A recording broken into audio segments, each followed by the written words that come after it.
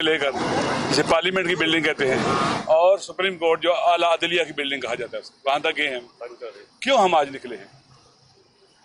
चंद दिन पहले जो सुप्रीम कोर्ट में हुआ, अपना पार्लियामेंट में हुआ और पहले 26वीं तरमीम में हुआ, इससे पाकिस्तान के निज़ाम अदल का जो इमारत थी वो ढा दी गई है।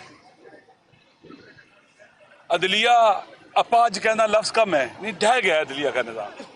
26वीं तरमीम ने एक हद तक किया, फिर 27वीं तरमीम ने।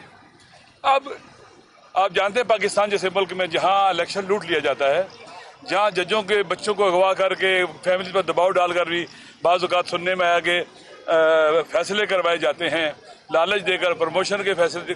अब अदलिया किधर? अवाम को कहाँ से इंसाफ मिलेगा? पाकिस्तान के लिए अवाम के लिए पाकिस्तान के अवाम के लिए इंसाफ के तमाम दरवाजे बंद हो गए। अब जुल्म का रास्ता हमारे सिस्टम का कोई इदारा नहीं रोक सकेगा। ये जो पार्लियामेंट है ये भी ढह चुकी है। आपको याद होगा इसी पार्लियामेंट में रात के वक्त MNAs को उठाया गया, आज तक नहीं पता चला किसने उठाया, और स्पीकर वहां पर बैठा हुआ है, अभी तक बैठा हुआ है। शर्म नहीं है कि आप इनकी हिफाजत नहीं कर सकते? आप तो कस्टोडियन है हाउस के। अवाम को उठाकर तरामीम कराई गई हैं। 26वीं आपने देखा था क्या सूरत हाल थी, 27वीं में भी मुत्तफिका आइन को मुतनाज़ा आइन बना दिया गया। वो डॉक्यूमेंट जो फेडरेशन को फेडरेशन रखता है, अब वो नहीं रहा है। पाकिस्तान की फेडरेशन पर अटैक है, सालमियत पर अटैक है, अवाम के हकूक़ पर अटैक है, और फिर आइन के अंदर जो लिमिट्स हैं कानून साजी की, एक तो ये है कि आइन की जो रूह है उसके खिलाफ आप कोई भी कानून साजी नहीं कर सकते। दूसरा, कुरान और सुन्नत सुप्रीम है वहाँ पर, और हाकिमियत अल्लाह की है।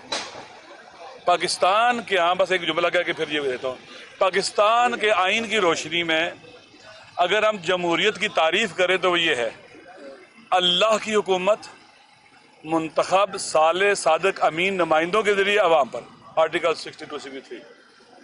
यानी कोई भी ऐसा हुक्म जो अल्लाह के अहकाम के खिलाफ होगा वो यहाँ जारी नहीं हो सकता। इम्यूनिटी सिर्फ खुदा को हासिल है।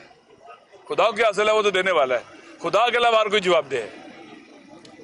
आपने 2 बुत तराशे हैं बंदों के, 2 आदमियों को खुदा बनाया है, एक प्रेसिडेंट को और एक चीफ को। चीफ साहब हाफिज़ कुरान है, उन्हें रिजेक्ट कर देना चाहिए, उसको नहीं मानना चाहिए। प्रेसिडेंट बेचारा बीमार है, कब तक वो जिंदा रहेगा? 2-4 साल, 10 साल, 15 जो भी है, उसे छोड़ देना चाहिए इन चीज़ों को। ये बगावत है खुदावंद मुताल के मुकाबले में, कुरान और सुन्नत के मुकाबले में बगावत है। ये ऐसा कानून बनाना और ऐसे इख्तियारात लेना, ये फिरौन बंदा बन जाता है फिर, जो कहता है अना रब्बुकुमुल आला, मैं तुम्हारा सबसे बड़ा रब हूँ, मेरा कानून चलेगा, मेरा ऑर्डर चलेगा, मेरी मर्जी चलेगी। अब ये जो खुदा बनाए इन्होंने, बंदों के खुदा बनाए हैं इन्होंने, ये बुत तराशे हैं, तो वो कहेंगे कि हमारी मर्जी चलेगी, हम ऐसी की तैसी कर देंगे, इनकी उठा के फेंको इनको। बोला कैसे है? लोगों के लबों पर चुप के ताले लगाएंगे। बुनियादी इंसानी हकूक पहले ही पामाल कर रहे हैं, लोग मिसिंग होते हैं, पता ही नहीं चलता है। फिर जो काम करेंगे, आज इसराइल को तस्लीम करते हैं, कोई पूछ सकेगा? बताएं। वहाँ फोर्सेस भेजते हैं जो हमास के खिलाफ इस्तेमाल होती हैं। जो काम इसराइल नहीं कर सका वो इनके जरिए कराएंगे, कोई पूछेगा इनसे? नहीं। पाकिस्तान के नेशनल इंटरेस्ट कंप्रोमाइज हो, नेशनल सिक्योरिटी कंप्रोमाइज हो, कुछ भी हो, आप इनसे नहीं पूछ सकते। नहीं, हम पूछेंगे। हम इसीलिए निकलेंगे, पाकिस्तान के अवाम पूछेंगे। ये मुल्क पाकिस्तान के अवाम का है, पाकिस्तान के 26 करोड़ अवाम का मुल्क है, लिहाजा हम पूछेंगे। हम चुप नहीं रहेंगे जब तक जिंदा नहीं चुप रहेंगे। और सरापा एहतजाज है, आने वाला जुम्मा पूरे मुल्क के अंदर यौम स्याह के तौर पर मनाया जाएगा।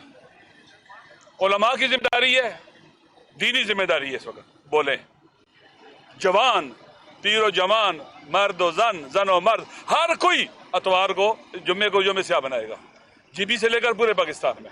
लिहाजा उस दिन स्याह पट्टियां बांधेंगे,